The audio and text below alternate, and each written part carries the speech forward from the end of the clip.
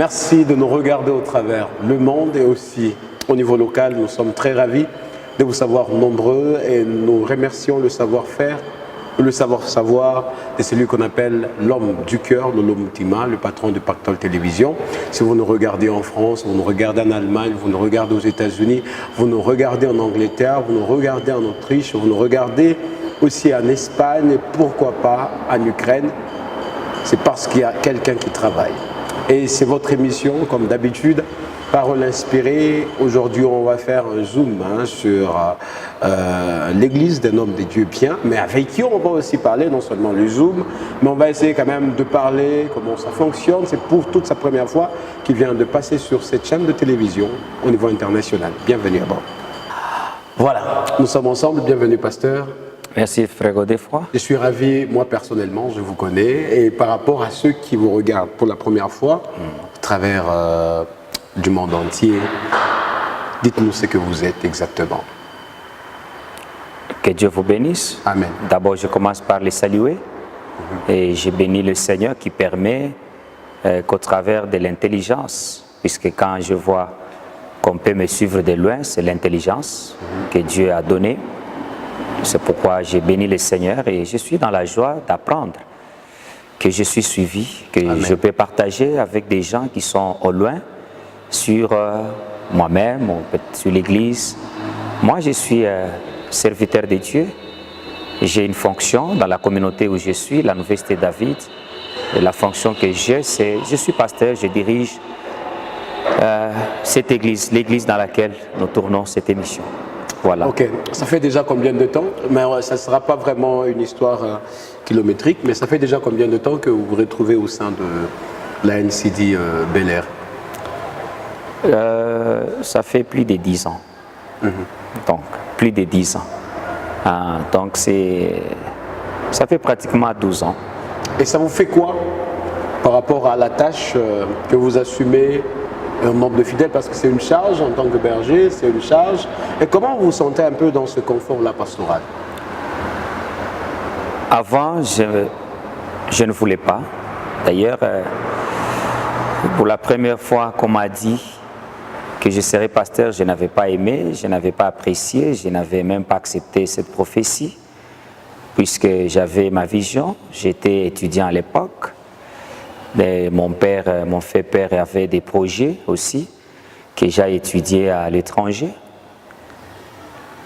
Alors, je me suis retrouvé dans ces métiers que j'aime maintenant beaucoup, plus que tout autre travail. Jusque-là, vous n'avez pas haï la vision d'antan, laquelle le Père vous avait demandé de pouvoir peut-être aller étudier en étranger. J'espère qu'avec ce métier, vous voyagez par-ci et par-là. Oui, bien sûr. Vous savez, quand vous avez un père biologique qui est aussi chrétien, il croit en Dieu et il laisse la volonté de Dieu s'accomplir sur ses enfants.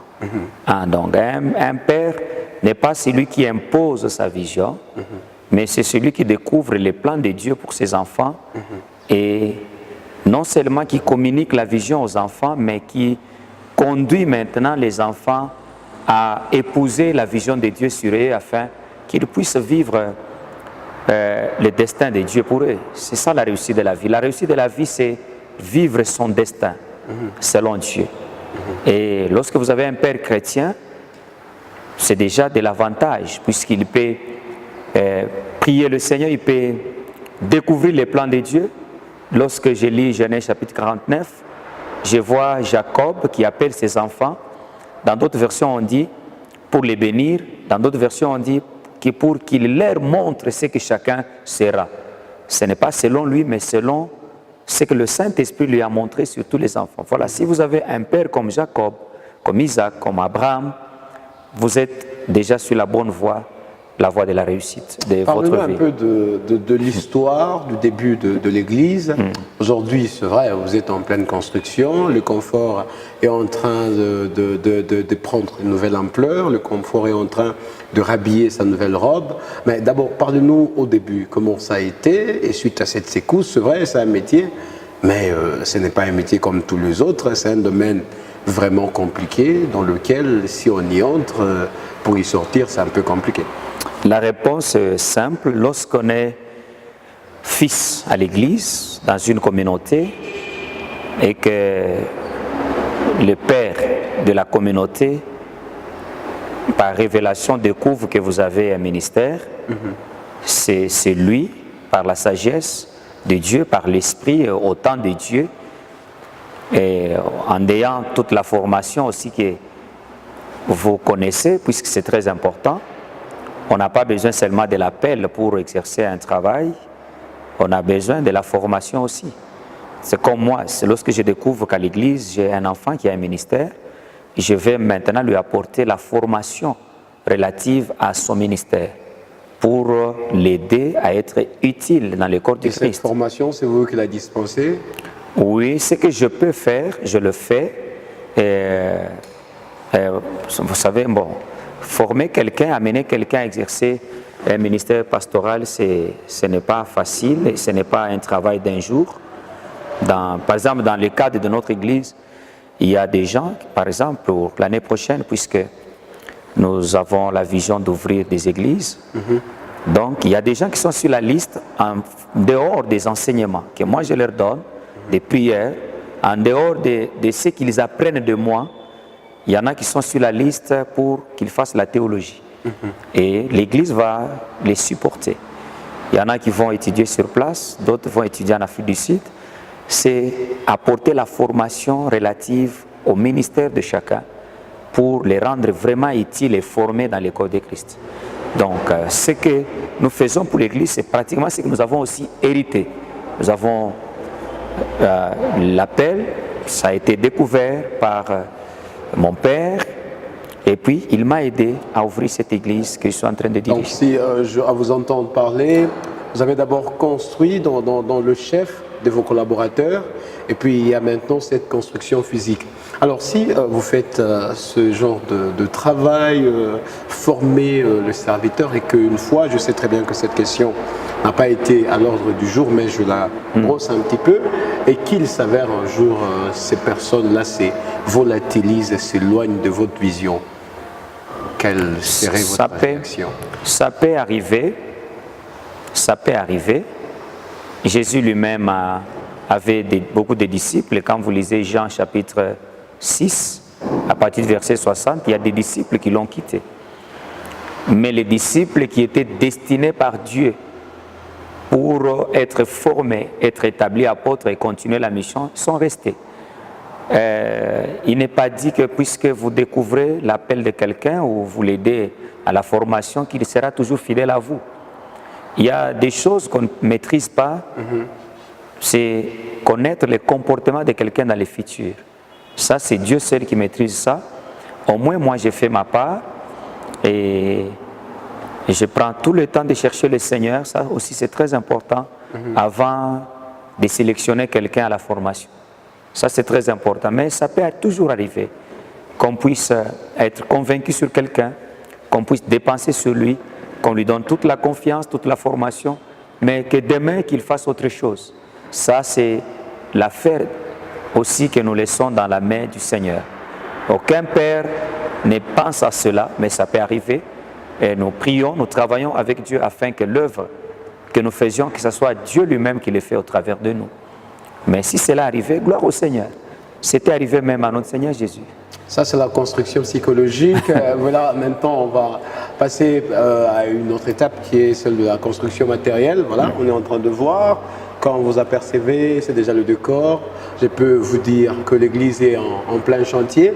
Vous qui regardez à partir de différents pays, voilà, de la place en Europe, aux États-Unis, l'église est en plein chantier et nous voyons, nous avons palpé tout ce qui se faisait, tout ce qui s'effectuait. En fait, nous avons été avec vous. Malheureusement, lors de la pause du fondement, nous n'avons pas été là, mais on a vu comment l'église a commencé avec le brick, comment on appelle, de bloc ciment. Oui. L'église était en bloc ciment. Il n'y avait pas le carreau qu'on est en train d'apercevoir, sur lequel on est assis. Il n'y a pas ce décor. Vous allez bel et bien regarder au-dessus, il y a le décor, et vous allez vous rendre compte qu'il y a, voire même une mention.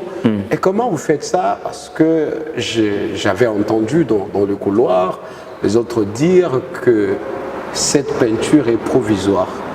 Mais moi, je trouve ça propre. C'est quoi vraiment votre rêve que vous avez pour cette église? Parlons d'abord de la peinture, parce qu'on est dans la construction matérielle. Oui, c'était provisoire, puisqu'on avait l'année passée organisé une conférence des sœurs. Quoique l'église n'était pas encore finie, on devait quand même arranger l'espace.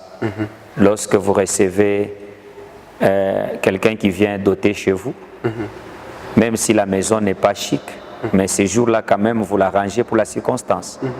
C'est pour ça que pour honorer nos invités par rapport à l'action qui était organisée, nous avions mis un peu de mastic au mur, aussi de la peinture. Mais tout ça, ce sont des choses à refaire. C'est la maison de Dieu. Nous avons un principe dans cette construction, c'est que nous devons, l'église doit être les lieux les plus luxueux, plus que nos demeures ou notre domicile. Ça, c'est ça. Je fais de ça un principe. Donc, même s'il nous arrivait de terminer, mais avec la grâce de Dieu, avec les voyages, avec les moyens que Dieu mettra à notre disposition, soyez-en sûrs que nous finirons toujours par modifier des choses. Donc, ne vous étonnez pas si un jour, vous revenez ici, vous trouvez que ce temple est en train d'être détruit. Donc, c'est tout à fait normal. Qu'il soit encore reconstruit avec de nouvelles technologies. C'est quel principe sur lequel vous vous basez? C'est le principe de simplicité, parce que vous avez dit que non, d'abord, priorité à l'église, donc à la construction de l'église. À vous entendre parler, vous n'avez pas priorisé d'abord votre demeure, parce que c'est vrai, vous êtes homme des dieux, les gens peuvent venir vous rendre visite en provenance de l'extérieur, vous avez de collègues pasteurs, tout ça, et dès qu'ils viennent et qu'ils constatent que là où vous habitez, c'est pas vraiment présentable, mais là où vous priez, c'est vraiment propre. Et vous, comment ça vous fait, si ce genre de cas vous est déjà arrivé? Ma vie n'est pas d'abord utile. Je le dis toujours à l'église, la valeur d'un homme de Dieu n'est pas mesurée par rapport à sa propre maison. La valeur d'un homme de Dieu dans les milieux des amis ou ailleurs est mesurée par rapport à la maison de Dieu. Lorsque vous avez une Jeep, vous avez une belle maison, mais l'église est en paille, en tôle, en bâche, ça ne vous donne pas la valeur. La valeur et même la joie du Seigneur, ce n'est pas d'abord ce que vous faites pour vous-même, c'est ce que vous faites pour Dieu. 2 Samuel chapitre 7, le premier verset, quand vous lisez, la Bible dit: lorsque David est devenu roi, lorsqu'il a été installé dans les palais royaux, la première des choses, il a fait une comparaison entre sa maison et la tente où était l'arche de l'Éternel. Il a trouvé que c'était incompatible. Comment l'arche du Dieu qui a fait que j'habite cette belle maison est dans une tente? Non, il faut que je puisse inverser les choses. C'est ainsi qu'il a pensé de construire la maison de Dieu. Donc, ma valeur ne sera pas mesurée par ma veste, mon véhicule. Non, ça sont des choses inutiles. Le Seigneur nous les donnera certainement, puisque nous les servons. Mon travail, ma vision, ma joie dans ce monde, je l'ai même dit ce dimanche, ma joie dans ce monde, ce n'est pas d'avoir été à l'université. Ce n'est pas d'avoir un véhicule ou une parcelle ou une maison. Ma joie, toute ma vie, sera de construire la maison de Dieu. Vous savez ça? Et lorsque vous construisez cette maison de Dieu, qu'est-ce que vous visez exactement? Parce que c'est vrai, vous avez parlé du luxe, ça doit être très propre, tout ça. Lorsqu'on a vu Jésus lui-même, Jésus n'a pas bâti, n'a bâti aucune église, si je dois m'exprimer. Et pour lui, l'église, c'était sur les gens, comme il a parlé à Paul, à Pierre plutôt, qui est sur cette pierre, je construirai mon église, c'est le cœur de la personne. Mais vous voulez parler de ce qui est physique. Donc, entre ceux qui prient sous la bâche et ceux qui prient sous la paille, c'est vous qui dites que Jésus... L'adoration, leur niveau d'adoration se diffère par rapport à ceux qui sont dans c'est vous qui dites que Jésus n'a pas construit l'église, mais moi je peux vous dire que Jésus a construit l'église. Vous parlez de l'église cadre matériel, Mais je dois vous dire que si vous construisez une maison comme celle-ci, mais vous n'avez pas construit des hommes pour servir Dieu dans cette église, on ne parlera pas d'église. Jésus a bâti des hommes. Psychologique, la première que vous avez faite, maintenant, on est sur le plan matériel. C'est pourquoi j'ai bien entamé, vous avez dispensé une très bonne formation. Maintenant, nous sommes sur le plan design, parce que nous avons regardé, si même nous reculons un petit peu par rapport à l'histoire de l'Église, quelque part on a vu que les autres serviteurs de Dieu avaient constaté que dans l'Église, il y avait des choses qui se faisaient et qui ne devaient pas se faire, qui ne devaient pas avoir lieu, entre autres les goûts des luxes. Le goût des luxes, on a vu la luxure au niveau de l'Église, mais nous nous sommes rendus compte que ce sont toujours les mêmes histoires qui reviennent. Et vous, je sais très bien que vous avez une grande vision.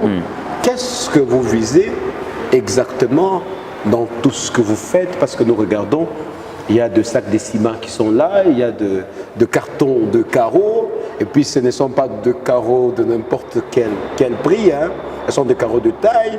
On a regardé, moi je peux dire que nous avons une église de l'Europe ici au Bel-Air, hein, précisément à Lubumbashi, pour ceux qui nous regardent.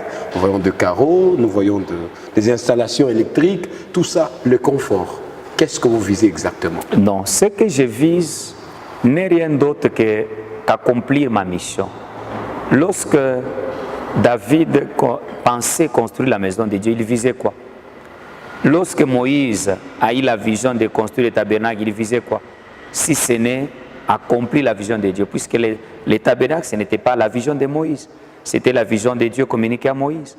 La construction du temple par Salomon, qui a commencé avec David, n'était pas la vision de David, c'était l'esprit qui a communiqué à David. Le même esprit qui a communiqué à Moïse la pensée, c'est le même esprit qui a communiqué la pensée à David. Puisque si vous n'avez pas le Saint-Esprit, vous ne pouvez pas découvrir les plans de Dieu.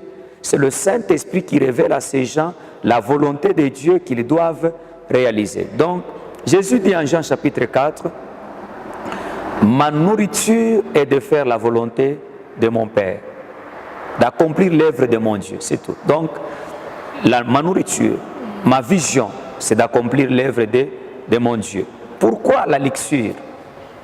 Vous savez, quand vous voulez inviter quelqu'un chez vous, quand vous voulez le loger, il faut connaître son niveau. C'est très important. Il faut connaître le niveau de quelqu'un. Si vous invitez le président de la République chez vous, est-ce que d'abord vous pouvez l'inviter? Est-ce que vous pouvez l'inviter qu'il vienne dormir chez vous, manger chez vous? Je crois que peut-être que vous ne saurez pas, puisque le niveau de sa vie, et par rapport à votre niveau, vous allez vous trouver dans l'impossibilité de l'inviter et de les loger. Il y a un problème.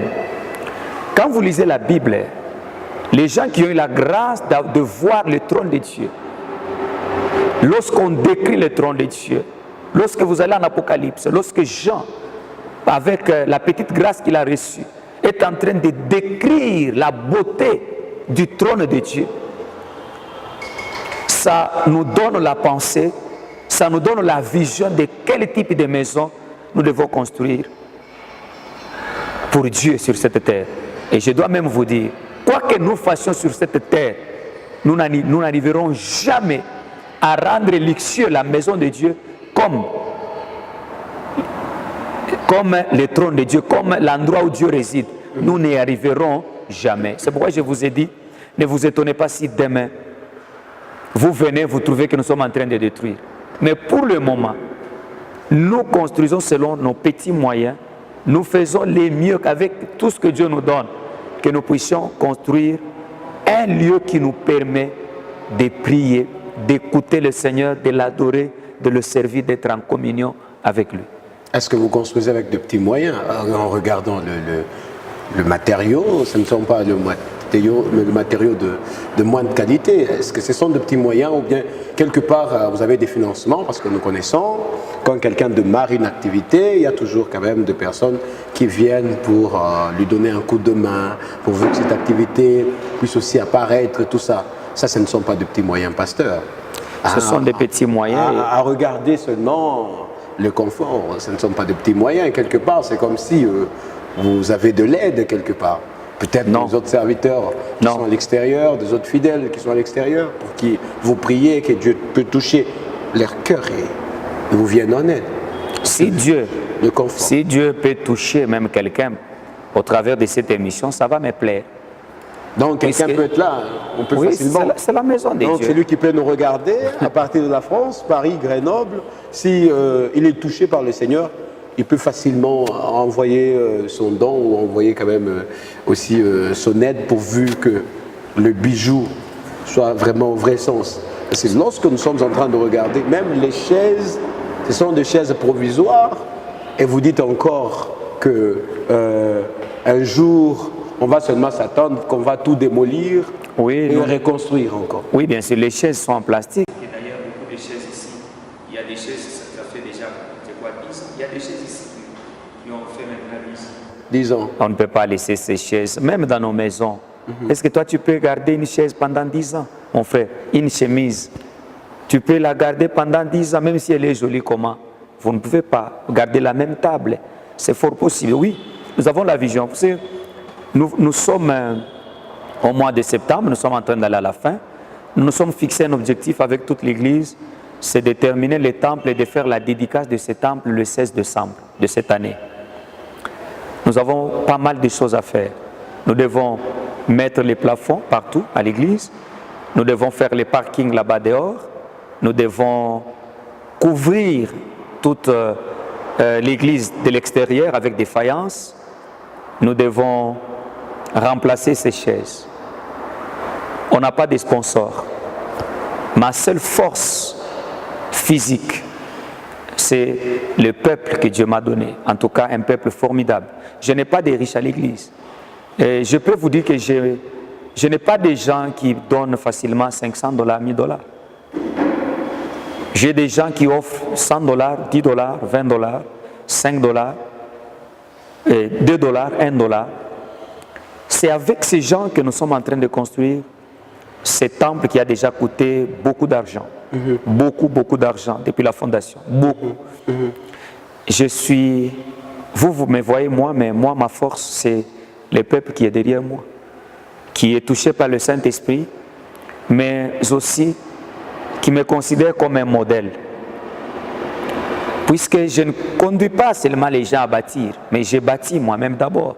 Je suis l'exemple.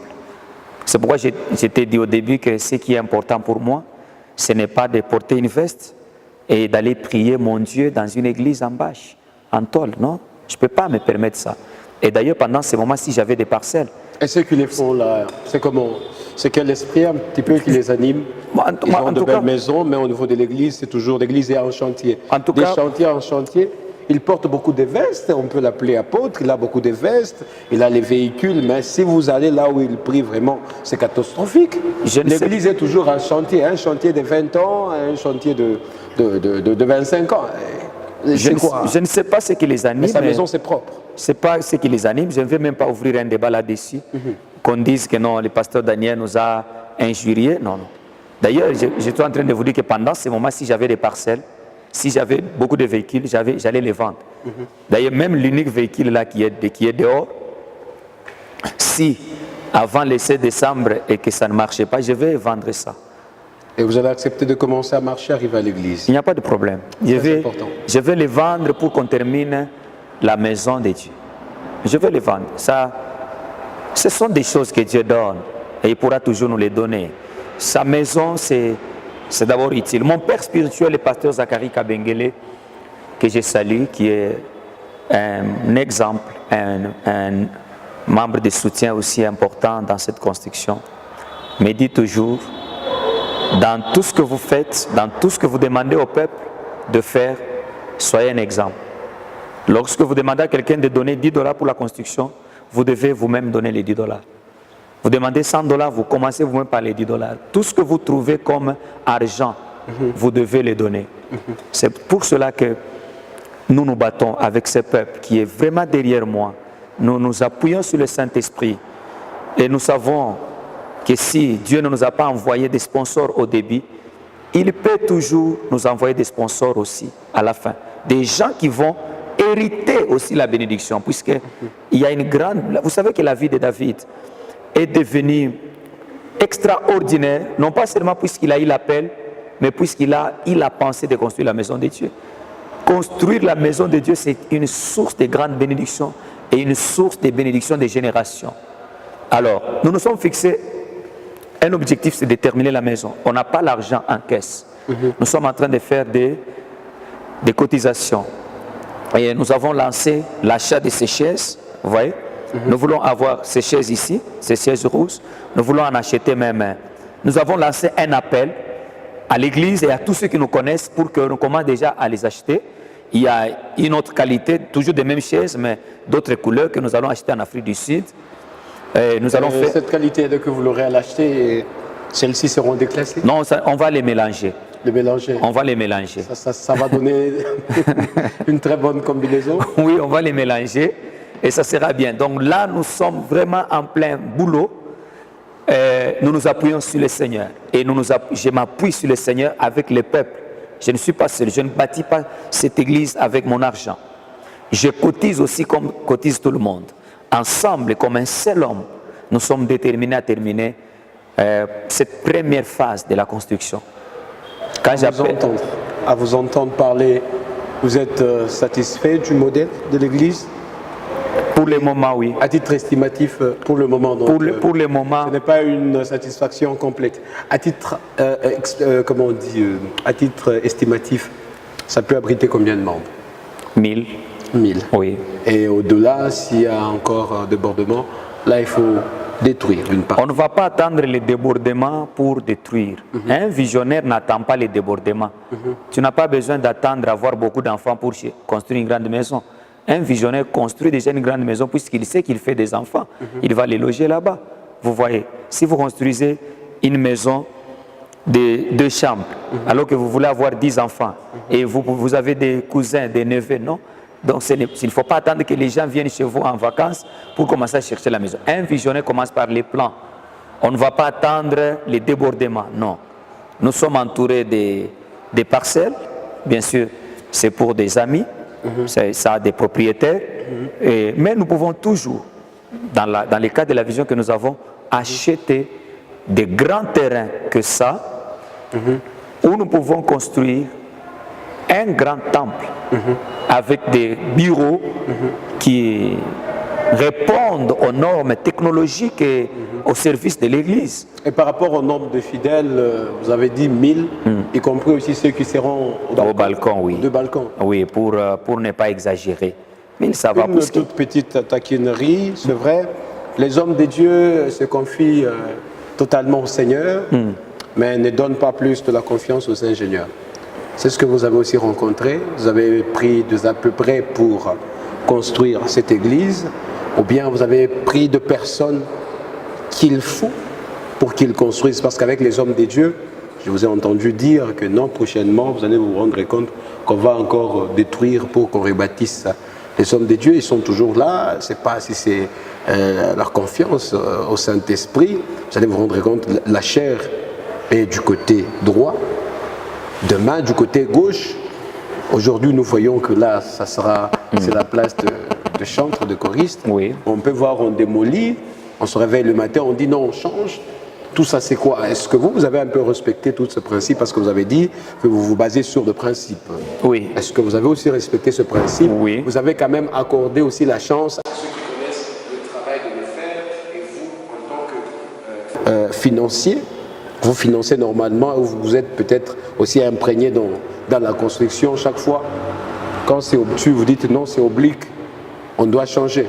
Mais quand on change comme ça, par rapport à votre façon de voir, vous avez encore rendu oblique la chose. Je vais te répondre de deux façons.